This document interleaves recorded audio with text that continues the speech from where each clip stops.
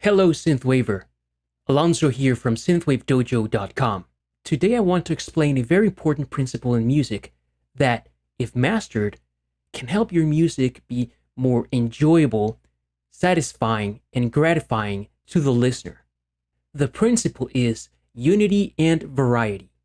Unity means repetition, cohesion in the elements or form, giving the listener what they expect, conforming to the tropes, canon, and conventions of a particular music style.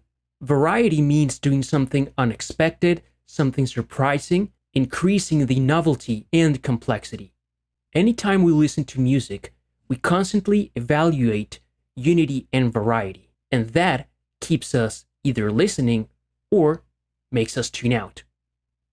This chart is the Wundt curve of unity and variety in music, and the source is Wayne Chase and his great book, How Music Really Works. This chart will help us understand and visualize the concept of unity and variety and what can happen if we use it incorrectly. On this axis, we have the listener satisfaction, and we have a max value and a minimum value. On the x-axis, we're going to evaluate two concepts, unity and variety. Let's start with variety.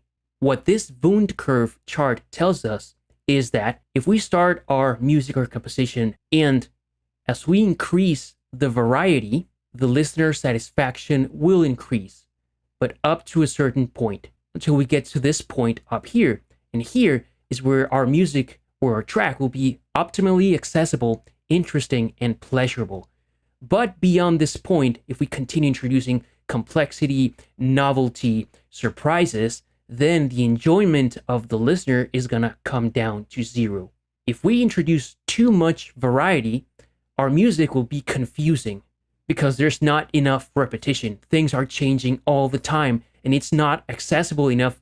We don't understand the music.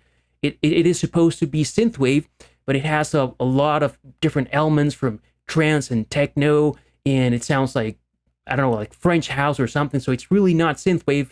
And if we're looking for a synthwave experience, we're going to tune it out, stop the playback because we're not enjoying this. It's too weird, too unfamiliar. Let's now consider unity. And remember, unity is repetition, giving what's familiar, staying within the confines and tropes and conventions of a genre, and making things that are accessible and easy to listen to. So the same as with variety, as we start dialing up the unity, the listener satisfaction will increase because the listener will say, oh yeah, this is synthwave. I recognize the sounds. I recognize the style. This is what I'm going for. I like this. But as we continue increasing the unity, we'll get again to this same point. And beyond the point, what will happen is that the listener satisfaction will go down. Why? Because there's so much repetition, so much unity. They've already heard this before from their favorite artists or from other successful producers that they're going to find the music boring. There's too much unity. There's too much repetition. It's too accessible. I've already listened or heard all of this before, so why do I bother continue listening to this track? And boom, they stop playback and tune out and do something else.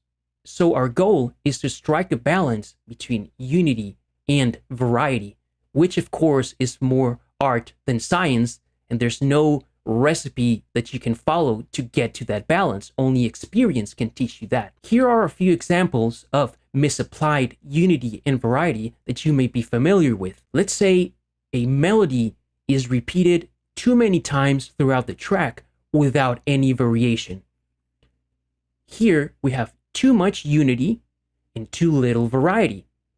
The result is boring to the listener. Next example, a melody has almost no repetition and jumps constantly from note to note, different rhythms, different intervals, and there's no discernible pattern. There's nothing memorable in this melody. There's too little unity and too much variety. The result, confusing to the listener.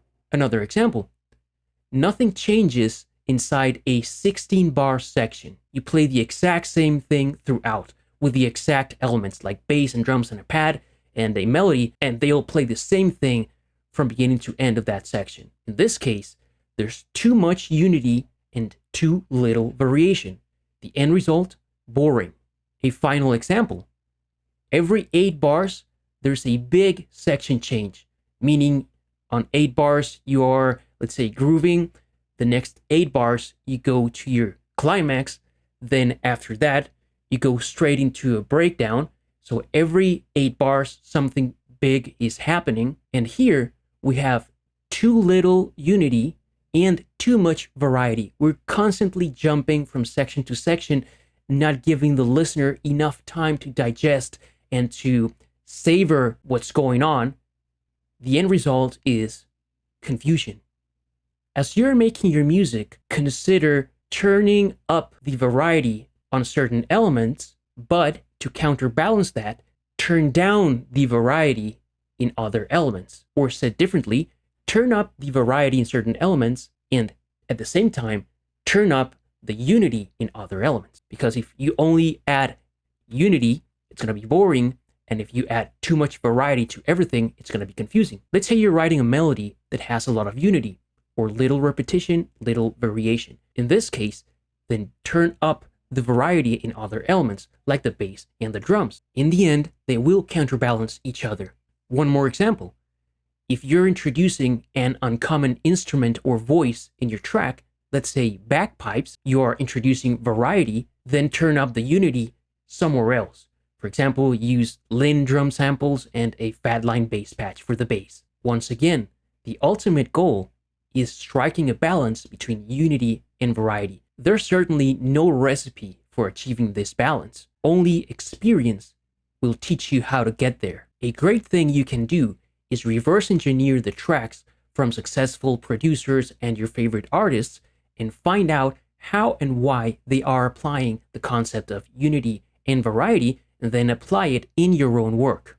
I hope you found this useful, and let me know if you have any questions or comments. See you in the next one, and keep synthwaving.